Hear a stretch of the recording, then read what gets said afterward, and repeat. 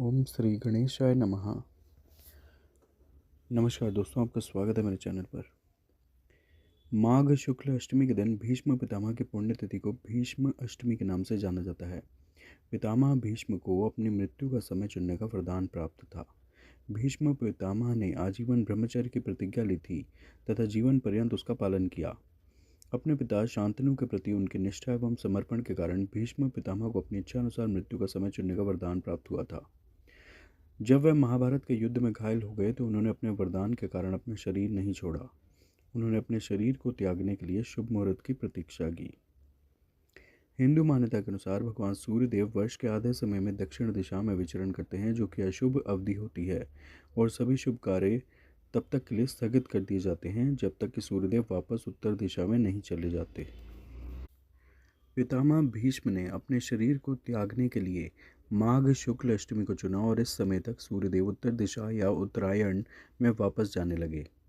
मान्यताओं के अनुसार जो लोग पूरी श्रद्धा के साथ भीष्माष्टमी का व्रत करते हैं उनकी सभी मनोकामनाएं पूरी होती हैं और साथ ही पितृदोष से भी मुक्ति मिलती है।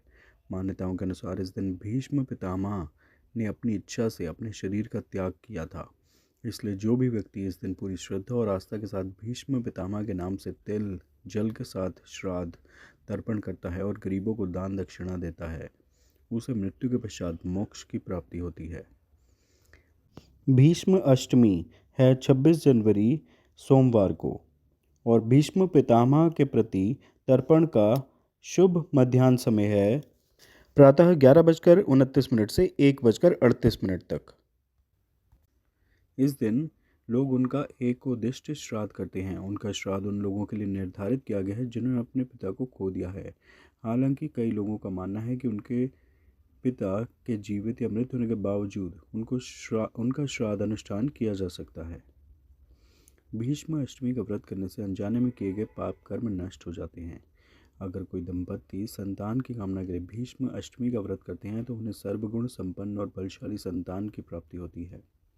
भीष्म अष्टमी के दिन भीष्म पितामह ने अपनी इच्छा से अपने शरीर का त्याग किया था, इसलिए यह दिन उनकी शांति का माना जाता है।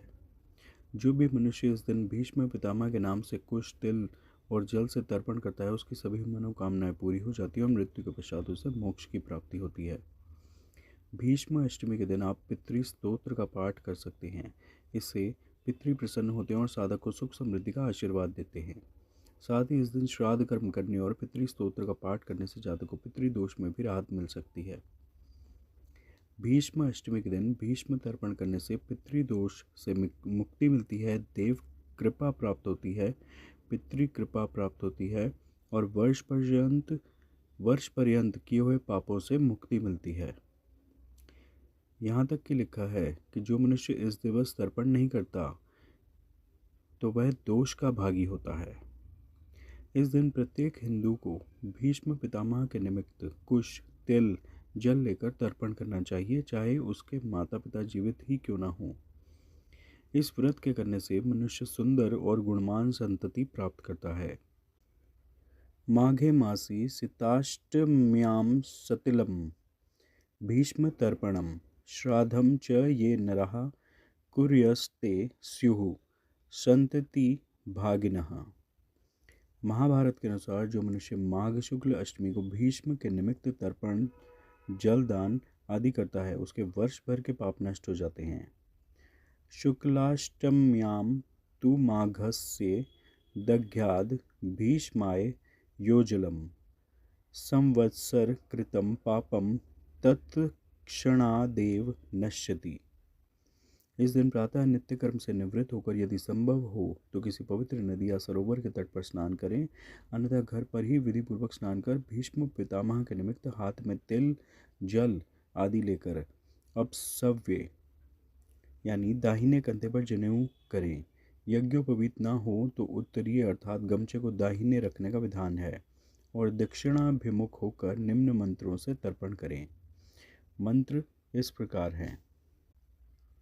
वैयाघ्रपदगोत्राय सांकृत्य प्रवराय च गंगापुत्राय भीष्माय सर्वदा ब्रह्मचारिणे भीष्मः शान्तनवो वीरः सत्यवादी जितेन्द्रियः।